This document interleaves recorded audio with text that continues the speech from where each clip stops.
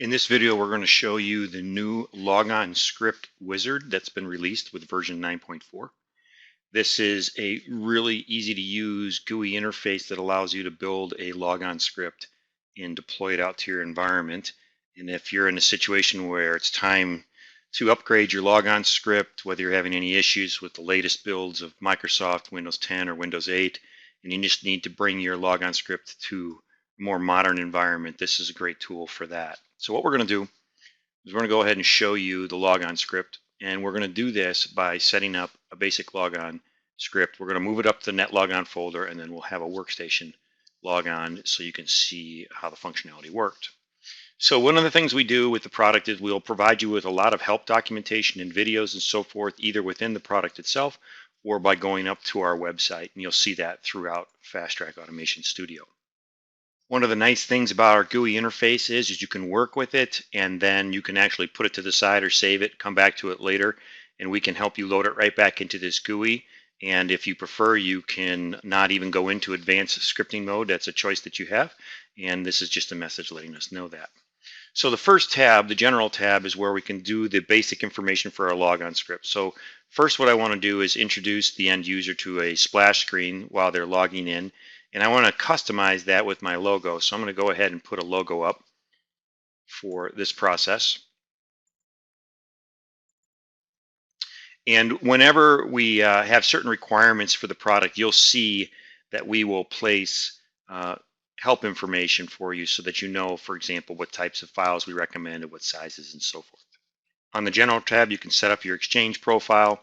And then we also have some settings here that are pre-programmed for you in this area here. And what we'll do for now is we're going to leave the defaults.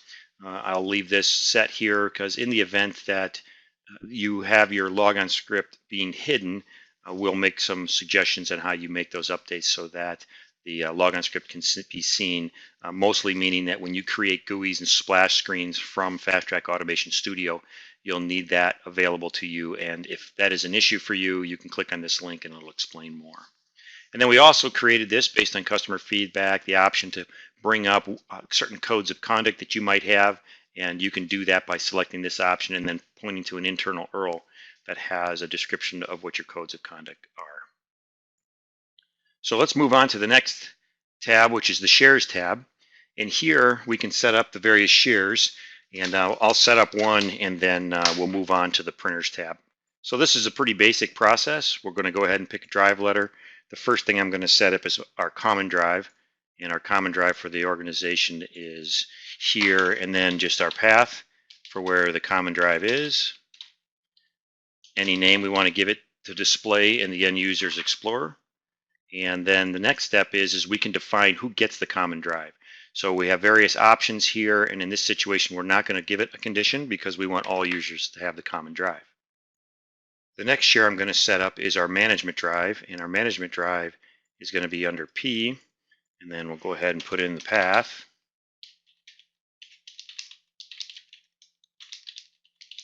Give it a display name of management, and then this specific share we only want to go to those members of our management group. So I'm going to go ahead and type that in here.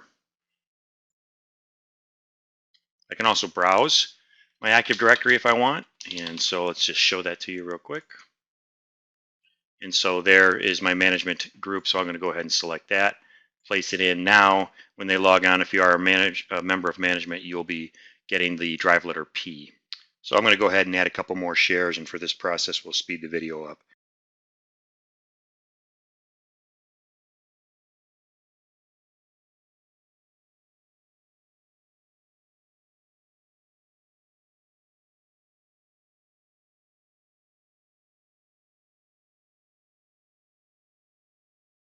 Now that we're done setting up the shares, I'm going to go ahead and make sure that my logon script disconnects all shares, and then therefore only shares connected will be those that are programmed through the logon script process.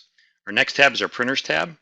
With the Printers tab, we have two options. We can configure printers based on Active Directory, which meaning if you're a member of, you would get a certain printer, or if you're in a certain IP scope, or if you're in a certain OU, we use Active Directory parameters to set the conditions and then map the appropriate printers. For our example today, I'm actually going to create a printer menu.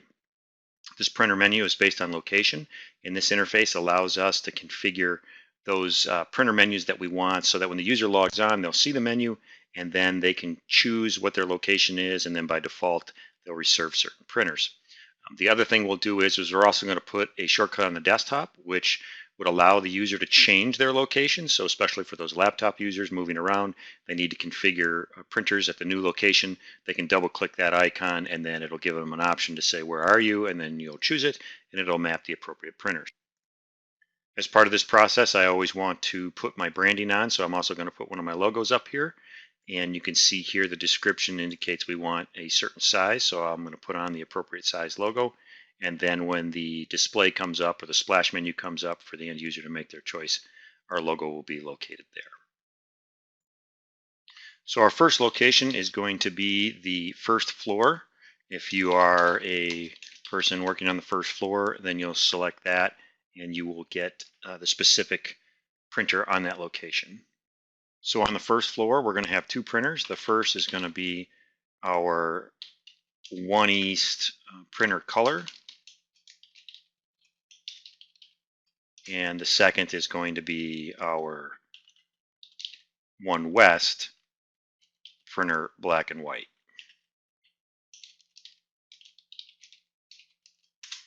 So we follow this process to configure what printers go with specific locations. So for first floor, we're done there. And so you can see first floor is going to get the following printers. And I'm going to go ahead and configure some others. We'll go ahead and speed up the video so it won't take too long, and we'll add one more floor.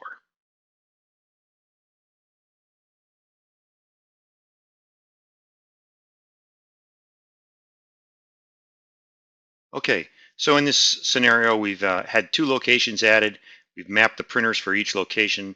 And what we're doing now is any printers that were previously connected, we're going to disconnect them and only allow what is driven from the logon script. We're going to show this menu so the user can make a choice.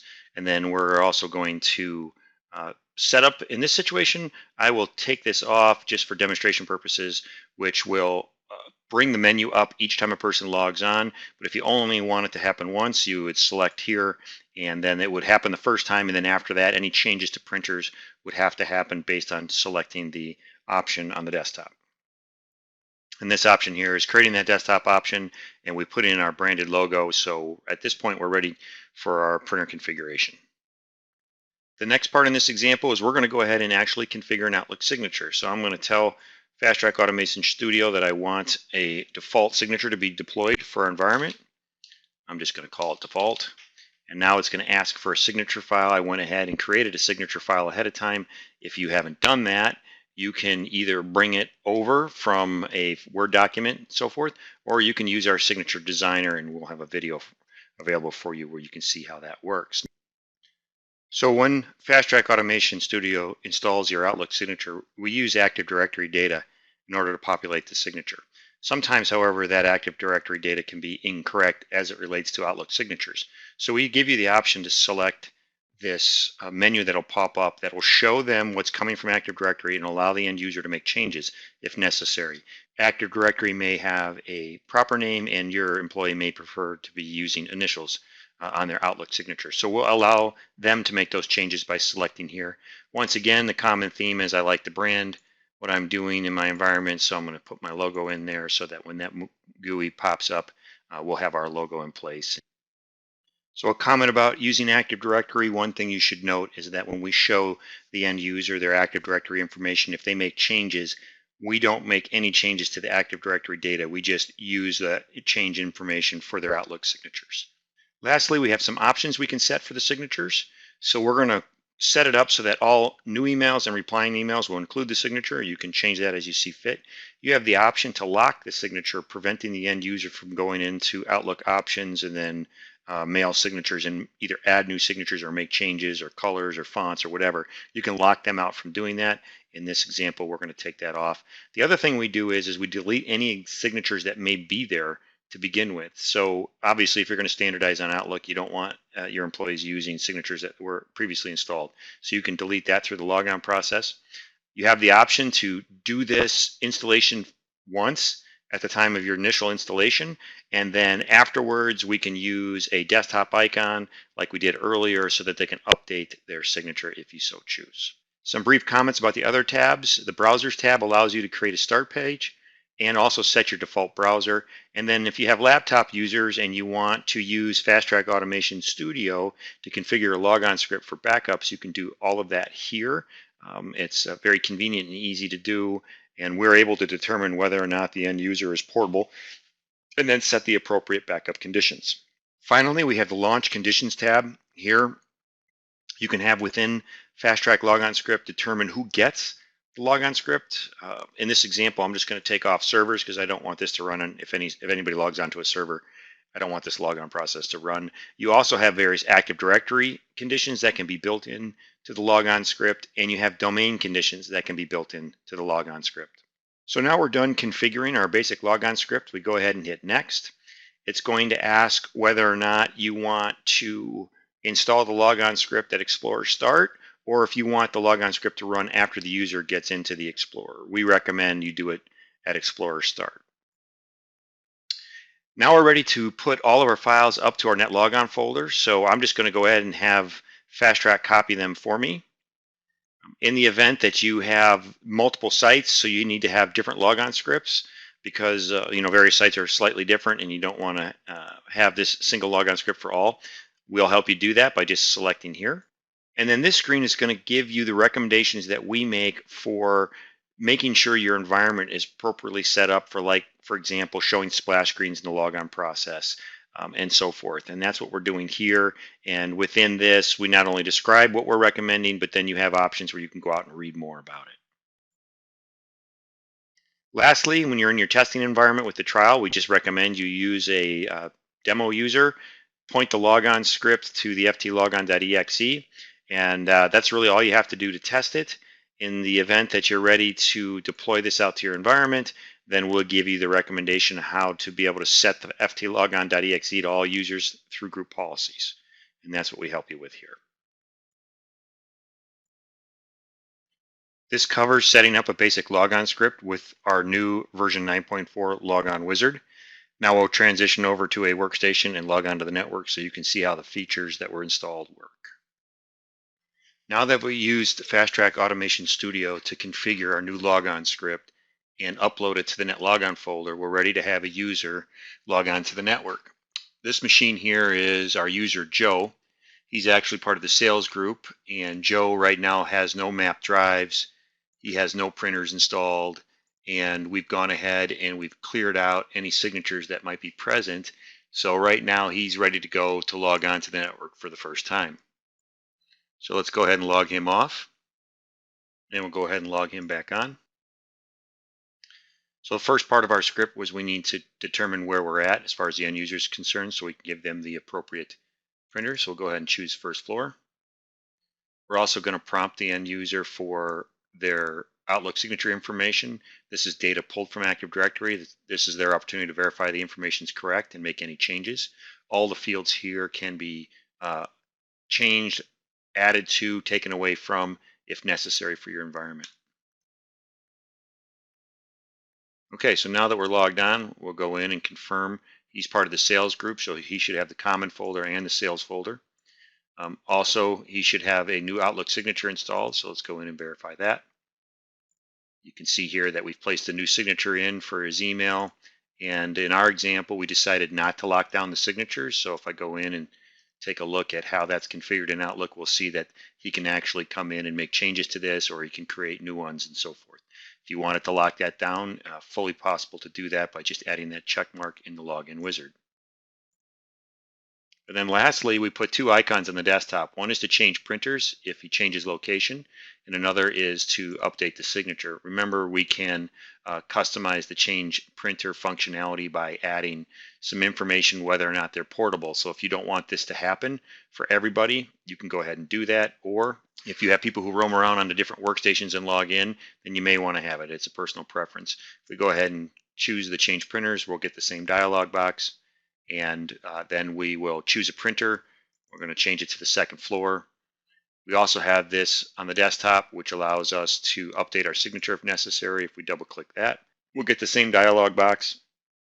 Ask to confirm information. If you need to make any changes, do it here. And then go ahead and make the changes to your Outlook signature. And then lastly, if we go in, we should have our printers installed for the second floor, which was done right here. And just a quick comment, when we programmed the printers, the printer listed first in our list will be the default printer, so you can change which printer is default.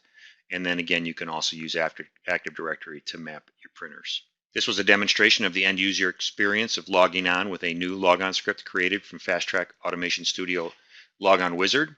This is one of many features available. To learn more about our product, visit our website for videos describing other features available in FastTrack Automation Studio.